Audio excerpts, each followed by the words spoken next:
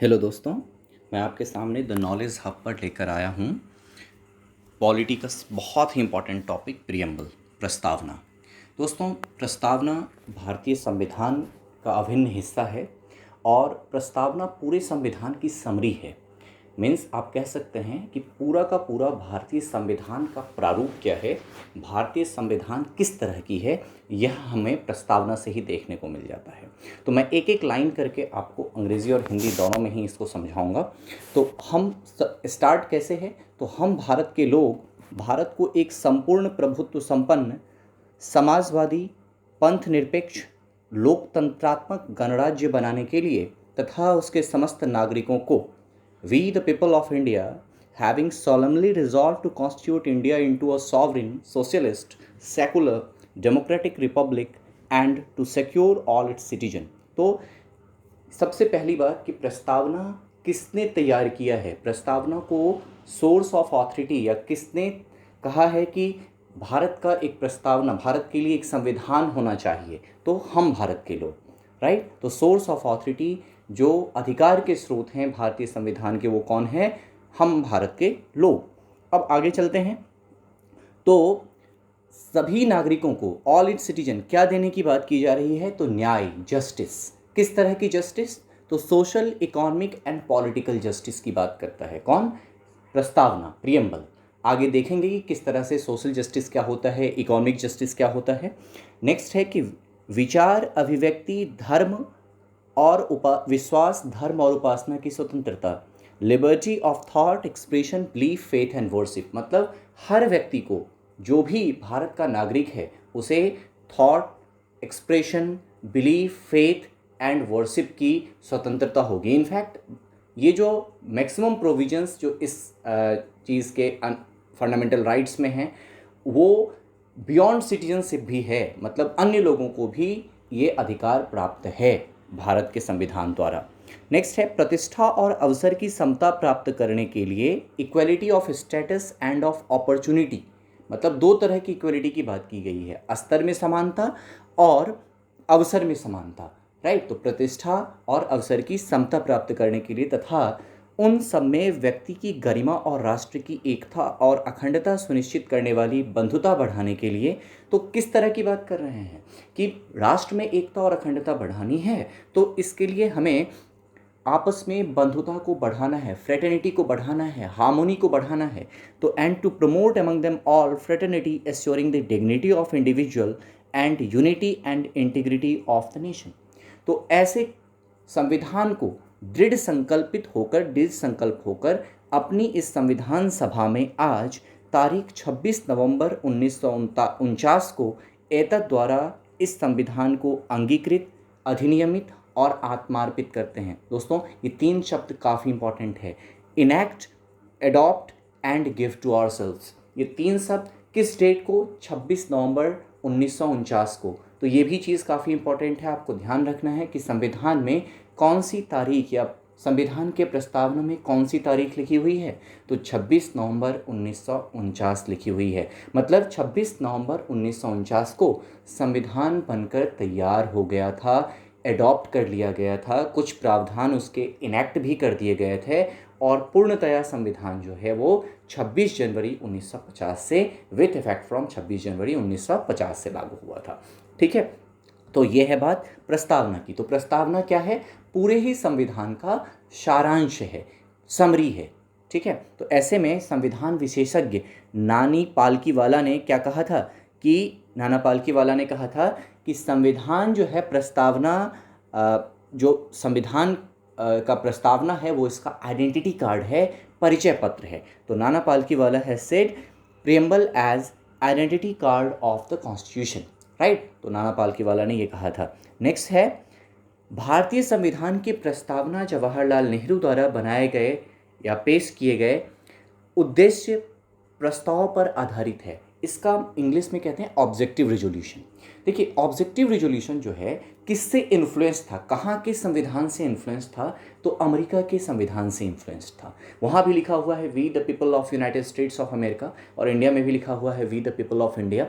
तो ऐसे में ये जो ऑब्जेक्टिव रिजोल्यूशन पेश किया गया था, ये सबसे पहला लेटर था कॉन्स्टिट्यूएंट असेंबली में जिसको पेश किया गया, और सबसे लास्ट डॉक्यूमेंट था जो कि पास किया गया। मतलब पूरा संविधान पहले पास हुआ है और बाद में उसके बाद प्रस्तावना को पास किया गया है, ऑब्जेक्टिव रेजोल्यूशन प्रस्तावना के रूप में पास किया गया है। प्रस्तावना को सर्वप्रथम अमेरिकी संविधान में शामिल किया गया। मतलब हमारा जो प्रियम्बल है वो कहाँ से इन्फ्लुएंस नज़र आता है, तो अमेरिकन कॉन्स्टिट्यूशन से। इट इज़ इन्फ्लुएंस्ड या it is based on American constitution. अब नेक्स्ट है प्रस्तावना के 4 घटक, 4 कंपोनेंट्स ऑफ प्रियम्बल। तो संविधान के अधिकार स्रोत भारत के लोग हैं। सोर्स ऑफ ऑथोरिटी कौन है इंडियन कॉन्स्टिट्यूशन का, तो पीपल ऑफ इंडिया है। ठीक है, ये पहले भी डिस्कस किया। तो 4 चीज़ आपको ध्यान रखना है प्रस्तावना से रिलेटेड। सेकंड है कि भारत एक समाजवादी, धर्मनिरपेक्ष, लोकतांत्रिक, गणतंत्र राष्ट्र है। ठीक है, समाजवादी, धर्मनिरपेक्ष, लोकतांत्रिक, गणराज्य है। ठीक है, देखिए sovereign, socialist, secular, democratic, Republic, ये 5 शब्द आपको ध्यान रखने हैं। आगे मैं उस सबका डिस्क्रिप्शन भी इसी में बताऊंगा अभी कि भारत किस तरह का गणराज्य है। तो ऐसा लोकतांत्रिक गणराज्य है जो कि सेकुलर है, जिसका कोई रिलीजन नहीं है, किसी धर्म के पर आधारित नहीं है। सामाजिक का मतलब ये होता है कि यहाँ पर कुछ चीज़ों को गवर्नमेंट अपने कंट्रोल में लेगी ताकि गरीब से गरीब तबकों का भी ध्यान रखा जा सके। ठीक है, नेक्स्ट है कि यह सभी नागरिकों के लिए न्याय, स्वतंत्रता, समानता को सुरक्षित करता है तथा राष्ट्र की एकता और अखंडता को बनाए रखने के लिए भाईचारे को बढ़ावा देता है। मतलब रूल ऑफ लॉ कायम करता है। रूल ऑफ लॉ का मतलब क्या है, कानून का शासन। कानून का शासन अगर होगा तो लोगों को जस्टिस मिलेगा। It provides justice, liberty and equality. तभी मिल पाएगा जस्टिस, लिबर्टी और इक्वलिटी। और साथ के साथ देश का अस्तित्व तभी तक रहता है जब तक उस देश में एकता और अखंडता अक्षुण्ण रहता है। जैसे ही एकता और अखंडता, यूनिटी और इंटीग्रिटी पर आंच आने लगती है, देश में सेसेशन मतलब अलगाववाद को बढ़ावा मिलने लगता है। राइट, नेक्स्ट है, फोर्थ है, इसमें उस तारीख 26 नवंबर 1949 का उल्लेख है जिस दिन संविधान को अपनाया गया। ठीक है, तो उस तारीख का, तो the date mentioned on our preamble is 26 November 1949। और एक नोट यहाँ पर है कि आपको ध्यान रखना है कि अब 26 नवंबर को हम संविधान दिवस के रूप में मनाते हैं। 26 नवंबर को किस दिवस के रूप में मनाते हैं, संविधान दिवस, कॉन्स्टिट्यूशन डे के रूप में। अब कुछ मूल शब्दों की व्याख्या देखते हैं। तो देखिए सबसे पहला शब्द आया था सॉवरेनिटी, जो व्याख्या करने योग्य है। सॉवरेनिटी या संप्रभुता का मतलब है कि किसी बाहरी देश का कोई हस्तक्षेप नहीं है। भारत को अगर आंतरिक मसलों में कुछ डिसीजन लेना है या बाह्य मसलों में कुछ डिसीजन लेना है, चाहे इंटरनल मैटर हो या एक्सटर्नल मैटर हो, उसमें पूरा का पूरा भारत अपनी इच्छा अनुसार, अपने शासन तंत्र के अनुसार ही डिसीजन लेगा। इसलिए नो एक्सटर्नल और इंटरफेरेंस इन आवर इंटरनल और no external interference in our external और internal matter. That's why India is a sovereign country. Second है समाजवादी, सोशलिस्ट। सोशलिस्ट का मतलब है, देखिए ये शब्द पहली बात कि 42वां संविधान संशोधन अधिनियम 42nd कॉन्स्टिट्यूशनल अमेंडमेंट एक्ट 1976 से इसको ऐड किया गया था। हालांकि पूरा का पूरा कॉन्स्टिट्यूशन जो डिज़ाइंड है उसमें ये शब्द नहीं भी अगर होता तो भी ये समझ में आता है कि भारत एक समाजवादी लोकतंत्र है। राइट, तो लोकतांत्रिक समाजवाद का मतलब है कि कुछ चीज़ें हैं जो कि गवर्नमेंट की जिम्मेदारी है हटाना। फॉर एग्जाम्पल गरीबी, फॉर एग्जाम्पल अज्ञानता, means government is bind to alleviate poverty, illiteracy, diseases, and government is bound to provide equal opportunity to all. Right, तो ये समाजवादी लोकतंत्र का मतलब है। नेक्स्ट है धर्मनिरपेक्ष, सेकुलर। देखिए सेकुलर शब्द भी 42nd कॉन्स्टिट्यूशनल अमेंडमेंट एक्ट 1976 से ऐड किया गया था। इसका 2 मतलब हमेशा ध्यान रखिए कि भारत का कोई धर्म नहीं है। भारत कोई, जैसे होता है ना इस्लामिक रिपब्लिक ऑफ पाकिस्तान या Islamic Republic of Bangladesh, just like that, India का ऐसा कुछ भी नहीं। ठीक है, कहीं पे अगर आपको कुछ दिखता है कि हिंदू राष्ट्र है या इस्लामिक राष्ट्र है, ऐसा कुछ भी नहीं है। भारत का कोई रिलीजन नहीं है। और सेकंड चीज़ जो है बहुत ही इंपॉर्टेंट कि भारत का कॉन्स्टिट्यूशन हर रिलीजन को इक्वल प्रोटेक्शन देता है। हर रिलीजन भारत के कॉन्स्टिट्यूशन के लिए इक्वल है, ना तो कोई बड़ा है ना कोई छोटा है। नेक्स्ट, लोकतांत्रिक। लोकतांत्रिक का मतलब है कि भारत की शासन व्यवस्था जो ऑथोरिटी होगा वो लोगों द्वारा चुनी गई सरकार के द्वारा ही चलाया जाएगा। Means representative will be elected by the people. ठीक है, हालांकि जो बेस्ट डेफिनेशन है डेमोक्रेसी का वो दिया हुआ है अब्राहम लिंकन ने। अब्राहम लिंकन ने कहा कि democracy is of the people by the people for the people. लोगों का लोगों के द्वारा और लोगों के लिए ही जो सरकार हो वही डेमोक्रेटिक गवर्नमेंट है। और भारत ने ऐसा किया भी। जैसे ही भारत का संविधान लागू हुआ, भारत के संविधान के अनुसार पूरे भारत के हर व्यक्ति को, जो भी व्यक्ति 21 वर्ष से ज़्यादा था उस समय, उसको दे दिया गया यूनिवर्सल एडल्ट फ्रेंचाइज, सार्वभौमिक वयस्क मताधिकार दे दिया गया। राइट, बाद में उसको कम भी किया गया, 18 ईयर्स कर दिया गया एडल्ट फ्रेंचाइज के लिए। नेक्स्ट है गणराज्य, रिपब्लिक। देखिए, रिपब्लिक का मतलब सिंपल सा है कि किसी भी जगह पर जो सर्वोच्च पद पर बैठा हुआ व्यक्ति है किसी भी देश में, वो चुना हुआ व्यक्ति हो, चाहे वो प्रत्यक्ष चुनाव से हो या अप्रत्यक्ष चुनाव से हो, लेकिन वो चुना हुआ व्यक्ति होना चाहिए। कोई मोनार्की नहीं होना चाहिए, कोई परमानेंट किसी डायनेस्टी का नहीं होना चाहिए। जैसे फॉर एग्जांपल इंग्लैंड की बात अगर हम करते हैं तो ब्रिटेन जो है उसमें कॉन्स्टिट्यूशनल मोनार्क है, मतलब कि जो हेड ऑफ द स्टेट वहाँ पे होता है, हेड ऑफ द कंट्री है, जो कि पूरे सबसे ऊंचे पोस्ट पर, वो क्वीन विक्टोरिया है, तो वो कॉन्स्टिट्यूशनल मोनार्क हो जाएगा। वहीं पे अगर यूएस की बात करें तो यूएस क्या है, president is the head of the state. तो ऐसे में प्रेसिडेंट वहाँ इलेक्टेड होता है, तो वो एक क्या होगा, रिपब्लिक होगा। वहाँ रिपब्लिक है और इंडिया में भी रिपब्लिक है। इंडिया में भी प्रेसिडेंट इलेक्टेड होते हैं, हालांकि हम लोग उसमें भाग नहीं लेते हैं, लेकिन हमारे चुने हुए रिप्रेजेंटेटिव उसमें भाग लेते हैं, तो इनडायरेक्ट इलेक्शन का सिनेरियो है। तो ऐसे में प्रेसिडेंट चूंकि इलेक्टेड पोस्ट है इंडिया में, इसलिए इंडिया एक रिपब्लिक कंट्री है। नेक्स्ट, न्याय, जस्टिस। देखिए, 3 तरह के न्याय की बात की गई है, सामाजिक, आर्थिक और राजनीतिक। तो अब देखिए, सामाजिक, सोशल, इकोनॉमिक एंड पॉलिटिकल। सामाजिक का मतलब है कि समाज में एक समान अधिकार सबको मिले, सब एक समान हो, that is called social justice, तभी तो सोशल जस्टिस होगा। और सोशल जस्टिस का एक बहुत ही अच्छा एग्जाम्पल है रिजर्वेशन। जो रिजर्वेशन दिया गया है एजुकेटेड एंड बैकवर्ड क्लासेस को, less educated and backward classes को, ऐसे में, या सोशली जो शेड्यूल कास्ट्स हैं, शेड्यूल ट्राइब्स हैं, उनको दिया गया है, तो वो सामाजिक न्याय के तौर पर दिया गया है, सोशल जस्टिस के रूप में दिया गया है।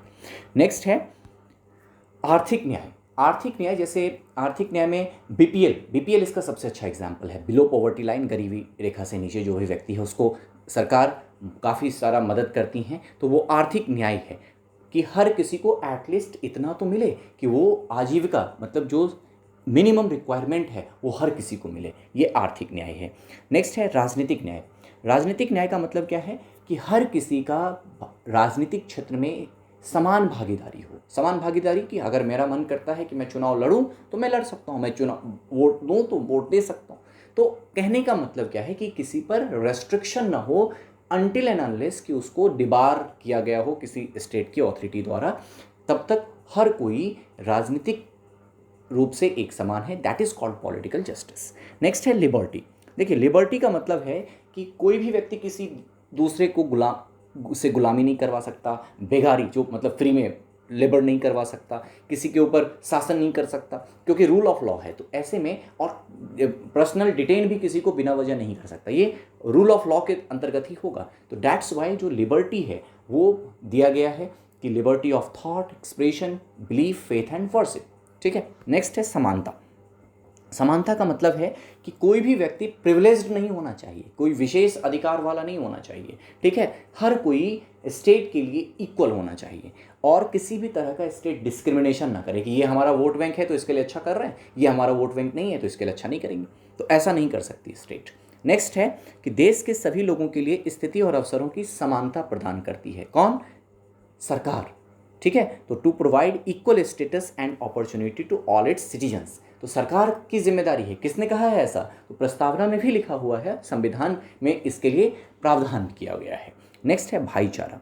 भाईचारा का अर्थ क्या है कि बंधुत्व की भावना, ब्रदरहुड की भावना, और जिससे देश की एकता और अखंडता अक्षुण्ण बनी रहे, यूनिटी और इंटीग्रिटी इंडिया का इंटैक्ट रहे।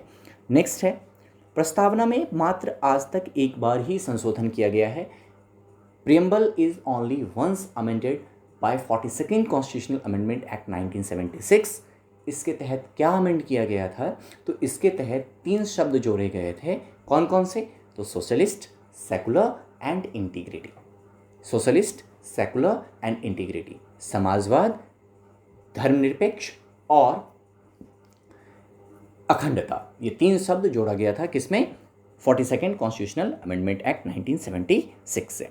कुछ अन्य इंपॉर्टेंट पॉइंट्स जो हैं वो देख लेते हैं कि संविधान में प्रस्तावना को तब जोड़ा गया जब बाकी संविधान पहले ही लागू हो गया। ये मैंने आपको एक्सप्लेन करते समय भी डिस्कस करा कि पहले सबसे अंतिम पेपर जो था वो ऑब्जेक्टिव रेजोल्यूशन था, परिचय पत्र था, जिसको कि उद्देश्य पत्र जिसको कहते हैं, तो उस जिसके तहत पूरा का पूरा ये डिज़ाइन किया गया कि हम जो कॉन्स्टिट्यूशन बनाने जा रहे हैं वो ऐसा होगा, और एंड में हमने जो कॉन्स्टिट्यूशन बनाया है वो ऐसा ही बना है, इसलिए सबसे पहले भी टेबल किया और सबसे लास्ट में पास किया। नेक्स्ट है 1960 के बेरुबरी यूनियन केस में सुप्रीम कोर्ट ने फैसला दिया कि प्रस्तावना संविधान का हिस्सा नहीं था। समझाई बात कि प्रस्तावना जो है, preamble was not integral part of the constitution. ये बेरुबरी यूनियन है, ये केस था जो कि बांग्लादेश और इंडिया के बीच में कुछ टेरिटरी का एक्सचेंज होना था। उस समय कहा गया कि प्रियम्बल जो कि हिस्सा नहीं है, जब एक्सप्लेनेशंस उसके हो रहे थे उस समय, ये 7 जज बेंच की कमेटी थी जिसके तहत ये फैसला दिया गया। फिर 13 साल बाद केशवानंद भारती केस में सुप्रीम कोर्ट ने कहा है कि preamble is the integral part of the constitution and parliament can amend the preamble in the same way as other parts of the constitution under article 368, और तब जाकर 42nd कॉन्स्टिट्यूशनल अमेंडमेंट एक्ट 1976 से preamble को भी amend किया गया था। ठीक है, तो नेक्स्ट यही था कि 1973 में केशवानंद भारती मामले में सर्वोच्च न्यायालय ने प्रस्तावना को संविधान के भाग के रूप में सत्यापित किया और संसद द्वारा संशोधित किया जा सकता है, ऐसा कहा। ठीक है, नेक्स्ट है मूल संविधान किसने लिखा था। देखिए, मूल संविधान की जो प्रति थी वो लिखा था प्रेम बिहारी नारायण रायजादा ने। The original constitution was written by Prem Bihari Narayan Raizada. और प्रियम्बल का जो पेज है और दूसरे जो पेज आपको डिज़ाइन मिलते हैं वो किसने डिज़ाइन किया, तो वो राम मनोहर सिन्हा ने। तो प्रस्तावना पृष्ठ और भारत के मूल संविधान के अन्य पृष्ठों के साथ जबलपुर के प्रसिद्ध चित्रकार बेहर राम मनोहर सिन्हा द्वारा डिजाइन और सजाया गया था। The preamble page along with other pages of the original constitution of India was designed decorated solely by renowned painter Beohar Ram Manohar Sinha of Jabalpur. ठीक है, नेक्स्ट है भारतीय संविधान की मूल प्रतियां जो हिंदी और अंग्रेजी में लिखी गई हैं भारत की संसद की लाइब्रेरी में विशेष हीलियम से भरे मामलों में रखी हुई गई हैं। तो यह है the original copies of the Indian constitution written in Hindi and English are kept in special helium filled cases in the library of parliament of India. Right, तो ये जो कुछ इंपॉर्टेंट पॉइंट्स था प्रियम्बल का वो भी हमने देखा। तो प्रियम्बल बेसिकली क्या बताता है, तो प्रियम्बल पूरे कॉन्स्टिट्यूशन का सारांश है, समरी ऑफ द कॉन्स्टिट्यूशन है, आइडेंटिटी कार्ड भी कहा है नाना पालकी वाला ने। तो ऐसे पूरे प्रियम्बल के द्वारा ये पता लगता है कि भारत का संविधान कैसा है, भारत किस तरह का राष्ट्र है, भारत के संविधान में भारतीय नागरिक को किस तरह के अधिकार या किस तरह का न्याय मिला हुआ है। ठीक है, तो इस तरह से प्रियम्बल जो पहला इंपॉर्टेंट टॉपिक आपके पॉलिटी का वो मैंने डिस्कस किया। ऐसे ही अन्य भी पॉलिटी के मैं टॉपिक्स डिस्कस करता रहूँगा। आप प्लीज़ मेरे चैनल को लाइक कीजिए, सब्सक्राइब कीजिए, शेयर कीजिए। Thank you so much.